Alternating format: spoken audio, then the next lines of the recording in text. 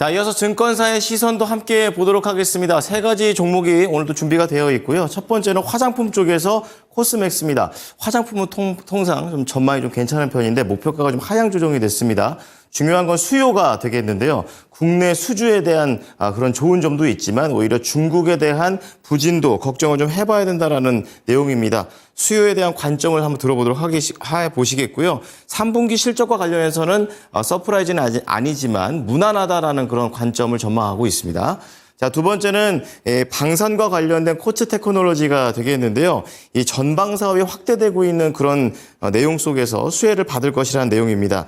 그리고 코츠 테크놀로지 같은 경우에는 이 업계 내에서도 제한적인 경쟁률을 보여주고 있다는 것도 또 하나의 매력 포인트가 되고 있다라고 말합니다.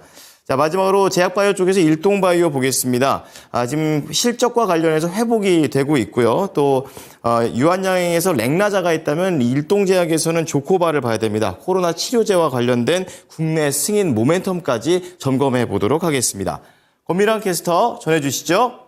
네, 모닝 리포트 함께 살펴보시죠. 먼저 코스맥스에 대한 분석, 하나증권인데요. 3분기 코스맥스의 실적은 연결 기준으로 매출액과 영업이익 각각 전년 대비 15%, 35% 증가할 것으로 전망된다면서 낮아진 시장 기대치를 무난하게 달성할 것으로 전망되고 있는데요. 3분기 중국 소비 부진이 이어지면서 코로나 수준의 매출을 기록할 것으로 전망되고 있지만 K뷰티의 글로벌 확대 기조로 국내 매출 강세가 나타나며 견조한 실적을 보일 것으로 예상이 되고 있습니다.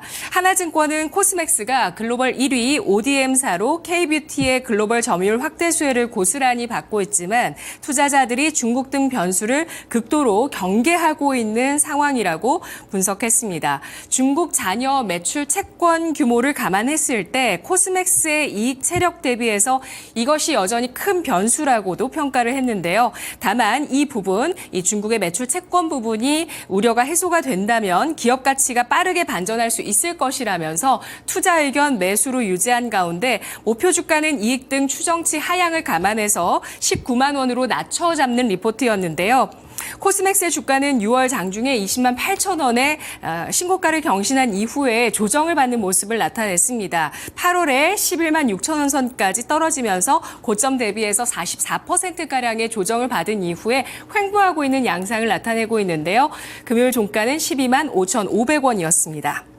다음은 코츠 테크놀로지에 대한 하나증권의 분석 보겠습니다. 올해 한화에로스페이스, 현대로템, LG넥스원 등 국내 대표 방산 기업들 해외향 수주가 계속되고 있습니다. 해외 시장은 국내 대비해서 규모가 크고 상대적으로 높은 가격을 형성하고 있어서 기술력과 가격 경쟁력을 가진 국내 업체들의 진출이 본격화되고 있다는 것이 관련 기업 실적에도 긍정적이라고 설명하고 있는데요.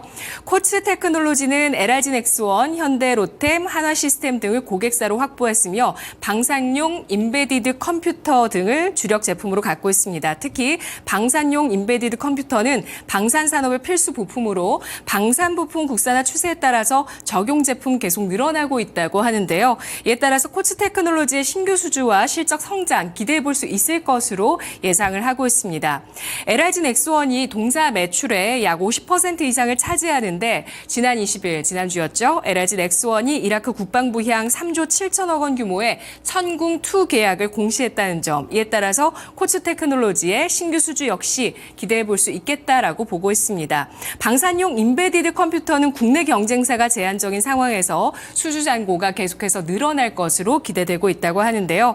올해 매출액과 영업이익은 654억 원, 102억 원으로 각각 지난해보다 26.5%, 15.9% 증가할 것으로 예상을 했고요. 2분기 기준의 수주 잔고가 1,051억 원인데 향후 코츠 테크놀로지의 신규 수주 모멘텀이 현실화된다면 내년부터 실적 성장폭은 더 커질 것이라고 내다봤습니다. 투자 의견은 따로 제시하지 않았는데요. 코츠 테크놀로지 지난해 8월에 신규 상장된 이후에 1년 넘게 동안 지금 상장한 이후 거래가 되고 있습니다. 7월 사상 최고치 3650원 기록한 이후에 반토막가량 주가 하락을 했다가 반등을 최근 좀 보여주고 있는데요. 오늘장의 움직임 지켜보도록 하겠습니다. 마지막으로 일동제약에 대한 분석, 상상인 증권입니다. 일동제약은 R&D 투자 확대로 지난해까지 대규모 영업 적자가 발생을 한 모습인데요. 올해 영업이익이 대폭 회복되면서 실적 안정화 국면에 진입할 것으로 평가를 하고 있습니다. 올해 개별 기준 매출액은 전년 대비 3.5%가 늘어난 6,200억 원, 영업이익은 500억 원 흑자가 예상되는데요. 일동제약은 현재 위장관 치료제, 이형 당뇨 치료제, 퇴행성 뇌질환 치료제 등을 우선순위로 개발하고 있으며 코로나 치료제 조코바에 대해서 국내 품목 승인 추진을 하고 있는 상황입니다. 일본 시오노기 제약과 이 경구용 코로나 치료제 조코바를 도입해서 공동 개발을 하고 있는 상황이고요. 상상인 증권은 2022년 7월에 조코바 승인 기대감으로 인해서 주가가 79,000원까지 오름세를 보였었는데 이후에 승인이 불발되고 영업 적자가 커지게 되면서 주가가 14,000원 내외로 밀려나서 횡보하고 있는 중이다라면서 현재 단기 주가 모멘텀 부족한 상태에서 다음 달에 조코바에 대한 식약처의 품목 승인 이루어진다면 주가 탄력을 받을 것으로 예상을 했습니다. 투자 의견 따로 제시하지 않았고요. 일동제약의 주가는 8월장에 이렇게 한 차례 장기 이평선 200일선에 대한 돌파 시도가 강하게 나타났었고요. 되밀리는 모습을 기록했는데 바닥을 잡고 올라서 줄지 10월 식약처 품목 승인 여부 이 이벤트에 관심이 모이고 있습니다. 지금까지 모닝 리포트였습니다.